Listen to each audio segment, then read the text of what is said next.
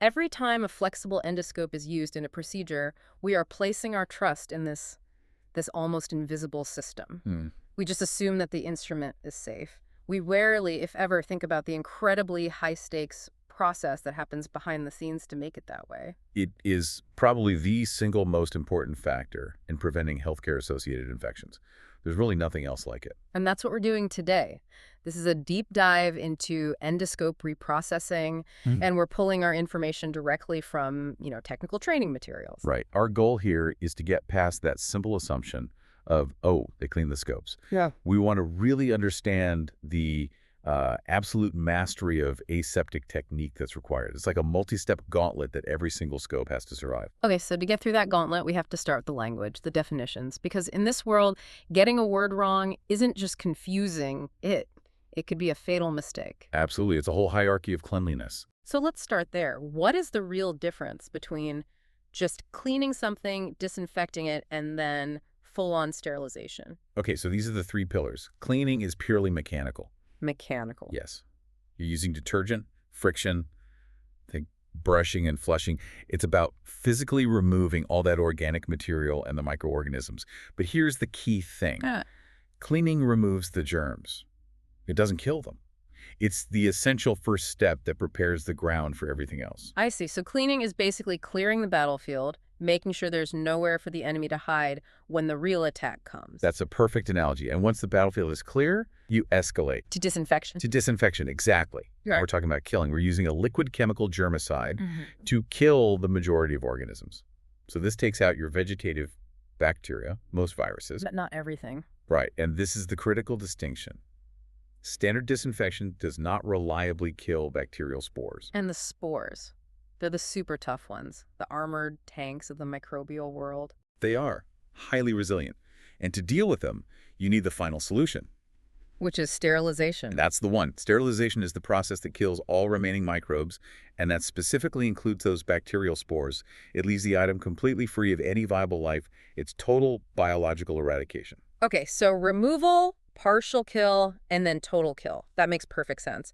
And that hierarchy maps directly to how risky a device is for the patient. Which brings us to the Spaulding classification. Yes, and what's so great about this system is that it removes all the guesswork. It tells you exactly what level of reprocessing you need based on one single question. Which is What is the risk of infection if this device were contaminated? simple as that. Yeah. Okay, so let's start at the bottom. The low-risk items. We call those non-critical items. Yeah. These are things that only touch intact skin or maybe they don't touch the patient at all. Like a stethoscope or the bed rails. Exactly. Stethoscopes, supply carts, patient beds. For those, regular cleaning and a low-level disinfection is perfectly fine. Okay, easy enough. But endoscopes are different. They go inside the body. So where do they fall? They are classified as semi-critical items. That's semi-critical. Right.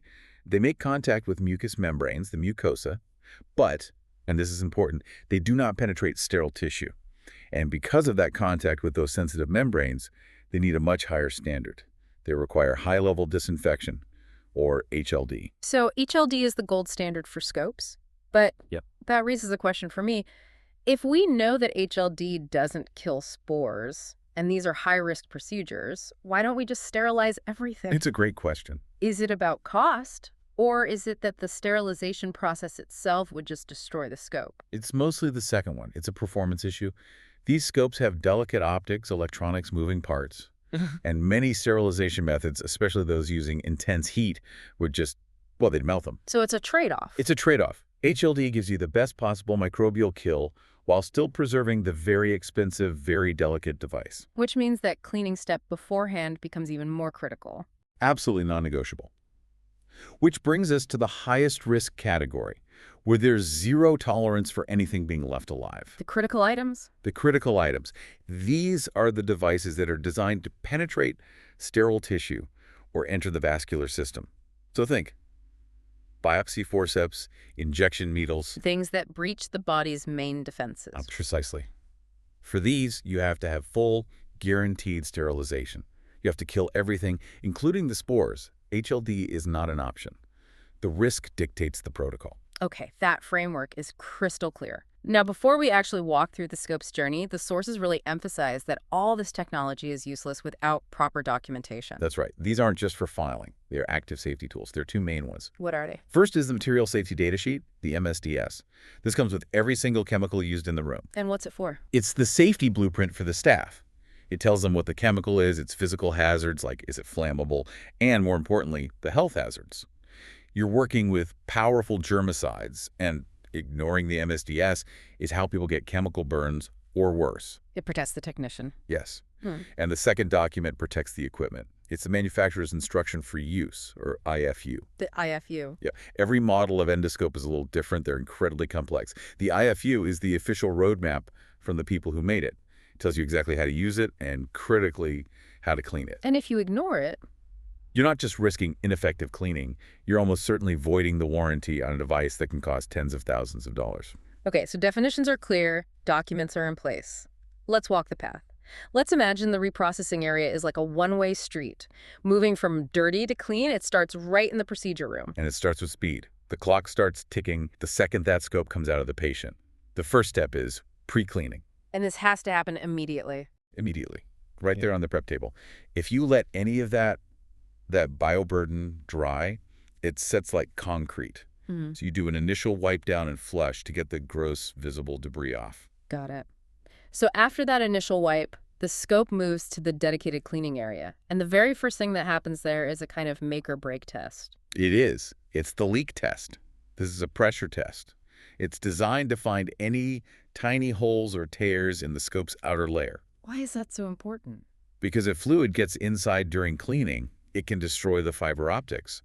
But even worse, a leak can trap infectious material inside the scope where you can't clean it. And if it fails the test? It's an immediate stop. You can't proceed. The scope gets wiped down and sent straight for repair. You absolutely cannot put a leaking scope into a sink full of water. Okay, so assuming it passes the leak test, it's structurally sound. Now it moves to what the sources call an ART. Ah, yes. Manual cleaning in the sinks. Why is this part so artistic? Why is the hands-on scrubbing so critical before any of the big chemicals come out? It's because of biofilm. Biofilm is this sticky matrix that microorganisms build. It clings to the inside of those tiny, long channels in the scope. And it shields them. It shields them perfectly from the disinfectants. So the technician has to use these long, specialized brushes to physically scrub out every single channel. If this step fails, HLD will fail. Doesn't matter how strong the chemical is. So it's really the most critical human step in the whole chain. It is, without a doubt. And once that intense scrubbing is done, we have a quality control check, the visual inspection. So a human eye checks the work of the human hand. Precisely. Okay. The scope goes under magnification, under bright light, and the tech is looking for, well, for anything. Retained debris, discoloration, tiny cracks. And what if they find something, even a tiny speck? Zero tolerance. Goes right back to the sinks. Wow. The whole manual cleaning process starts over. There are absolutely no shortcuts here. So if and only if the scope is perfectly clean on visual inspection, then it's finally ready for the chemical phase. Then it moves to high-level disinfection. This is often done in an automated machine, an AER, that controls everything. The time, the temperature, the concentration. This is the step that kills all the vegetative bacteria, fungi, viruses, everything it's supposed to. But the job's not done yet. Not even close. The machine works, but remember, it only works because the manual cleaning was perfect. Yeah. And after the HLD cycle, you have two incredibly important preservation steps left. Starting with drying. Yes, drying. And this is absolutely vital. Any leftover moisture, even a single drop inside a channel, is a perfect breeding ground for bugs to grow right back. Microbial resurgence. Exactly. So the channels have to be flushed with forced filtered air until they are bone dry. And the final step is just putting it away. The final step is storage. The scopes are hung vertically in special cabinets to help with any final drainage. And this is where you see some really smart tech. Many modern cabinets continuously blow filtered air through the scope's channels while it's hanging there. So it's actively keeping it dry. Constantly. It ensures no moisture can ever settle, preventing any microbial growth right up until the moment it's needed for the next patient. It's just a remarkable chain of events. One single failure in that sequence breaks the whole thing. It really reframes what infection control is. It's not one thing. It's this fragile chain of dependencies. And it shows you the human skill, especially in that manual cleaning and inspection. It's just irreplaceable. You can't automate that art. So we've traced this entire incredibly complex process, all the pre-cleaning, the testing, the scrubbing with brushes, the powerful chemical bath, A comprehensive fight. a fight to eliminate microscopic life, and yet the sources point to this ultimate irony. After all that chemical warfare, the most persistent, the most devastating threat isn't some super spore or a virus, it's just water. We spend all this time and money to kill life, only to find the entire system's success hinges on winning a final war against the simplest element there is: humidity. That final line of defense is just a constant puff of dry air, fighting the natural tendency of water to harbor life right up until the very last second.